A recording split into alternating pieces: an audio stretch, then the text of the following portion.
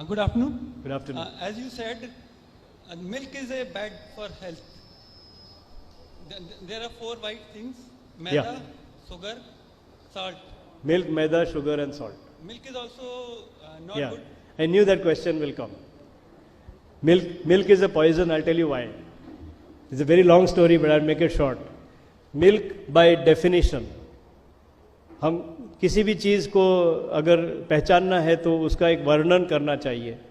तो मैं दूध का वर्णन करने जा रहा हूँ.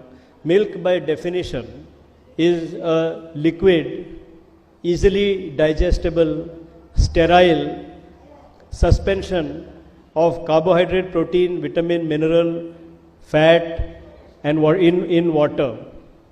And the ingredients are arranged in the proportion to the needs of the infant of that species. इसका मैं हिंदी में अनुवाद करूं तो दूध एक ऐसी चीज़ है जो लिक्विड है, जो शुद्ध है, जिसमें कार्बोहाइड्रेट, प्रोटीन, फैट, विटामिन और मिनरल का समावेश है पानी में, और इनका जो प्रपोर्शन है, जो इन सब चीज़ों का जो प्रपोर्शन है वो उस स्पीसीज के शिशु के अनुकूलता के अनुसार ही बना है. मतलब भैंस का दूध भैंस के लिए अनुकूल, गाय का दूध गाय के लिए अनुकूल, बकरी का दूध बकरी के लिए अनुकूल, और इंसान का दूध इंसान के लिए अनुकूल. और इसने कुदरत ने ये खुराक बनाया ताकि वो शिशु जब तक बड़ा हो जाए, that little infant of that species becomes grown up and is able to find and eat adult food. He is given ready-made food in an easily digestible manner. That is the definition of milk. अब इंसान जब जन्म लेता है वो अपनी माँ का दूध लेता है. He takes his mother's milk. After 2 years, his mother get tired of feeding him. She says, now I give him milk from the outside. And she brings buffalo's milk and she feeds the child buffalo's milk. That child is so small and a buffalo's child is so big. The buffalo's milk contains so much protein, so much fat, because the buffalo has to grow to 2,500 pounds. A little baby gets this milk, he can't digest it, it becomes fermented and he vomits. So as soon as he vomits, you take him to the pediatrician and the pediatrician says, I think he has got gastroenteritis, and you give him medicines. You give him an antibiotic. He takes antibiotic, he becomes more weak. Again you give him milk, again he gets loose motions, again you go to the pediatrician, and his childhood is ruined with antibiotics and medicines. उसके बाद अगर उसको ये दूध पेट में कुछ नहीं हुआ तो वो खून में जाएगा, खून में हजम नहीं होगा तो उसका बलगम बनेगा. और बलगम is mucus and mucus must get out of the body, so it comes to the nose. And it starts to come out from the nose, and we call that cold. The child has got a cold, so you take again pediatrician and he gives medicine for cold. If the cold is so bad, it becomes a cough, it becomes asthma, it becomes skin eczema, it becomes white discharge in a grown-up lady, it becomes loose motions in a grown-up young adult, and mucus will come out.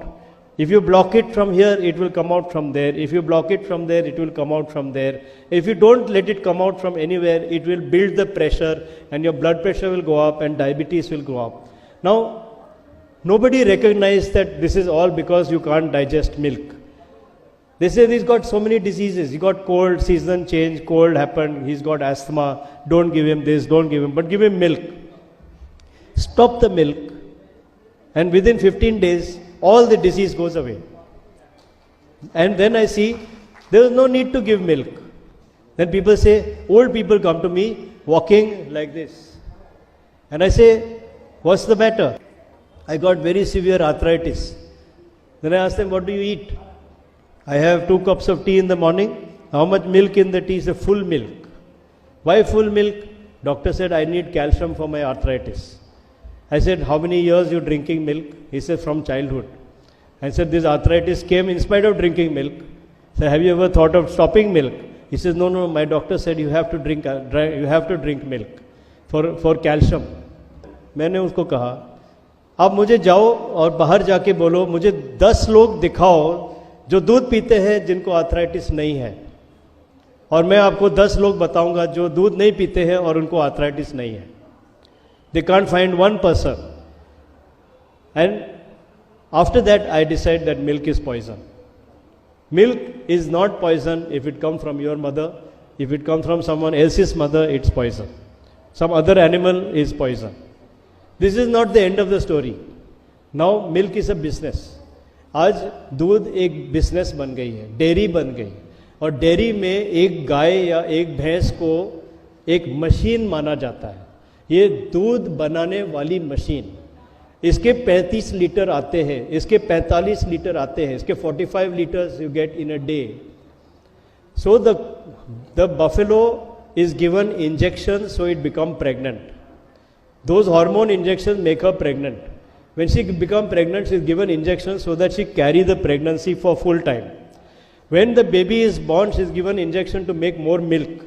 When she make more milk, the udder becomes so big. उसका स्तन जो है वो इतना भारी हो जाता है कि उसमें दूध जम जा सकता है, और जमने के बाद उसे बहुत दर्द हो सकता है, इन्फेक्शन हो सकता है, और उसकी जान भी ले सकता है. तो वो न होने के लिए उसको पहले से एंटीबायोटिक दिया जाता है. अब बच्चा पैदा करने के लिए हार्मोन, दूध पैदा करने के लिए हार्मोन, और कंजेशन से बचने के लिए एंटीबायोटिक, ये तीनों चीज़ दूध में आती है, और वो दूध हम पीते हैं, और हमें वो हार्मोन्स मुफ्त में मिलते हैं. और फिर आज अगर आप देखो तो कैंसर कहाँ होता है? स्तन में होता है, प्रोस्टेट में होता है, सर्विक्स में होता है, यूट्रस में होता है, ओवरी में होता है. ये पांचों इन हार्मोन पे निर्भर है, और अगर हम इसका सेवन न करें तो हमें ये हार्मोन कहीं से नहीं मिलेगा. तो ये और एक कारण है कि दूध जहर है. तीसरा, वो दूध जो बनता है वो दूध हमें जैसा था वैसा नहीं मिलता है. फैक्ट्री में उसको गर्म किया जाता है क्योंकि वो कीटाणु मारना चाहते हैं. एक बार उसको गर्म कर दिया तो विटामिन बी और विटामिन सी नष्ट हो गए. फिर डॉक्टर बोलते हैं कि दूध में चर्बी है, इसलिए हमारे शरीर में हमारी खून की धमनियाँ, हमारी आर्टरीज ब्लॉक होती है. सो दूध की चर्बी निकालो, तो उसको दूध की चर्बी को निकाला जाता है. Skim milk, we remove the fat from the milk. When you remove the fat from the milk, all the vitamins dissolved in the fat are also gone. Vitamin A, D, E and K. So now what has been removed? Vitamin A, D, E, K, B and C all are removed. 2 by heating and 4 by skimming. And fat is removed. What's left? Only carbohydrate and protein. Now carbohydrate and protein in water is not called milk. So it's not milk that we are drinking. We are not drinking milk. We are drinking something else.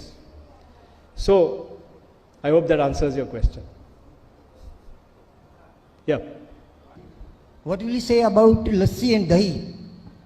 Lassi and दही, it's my point.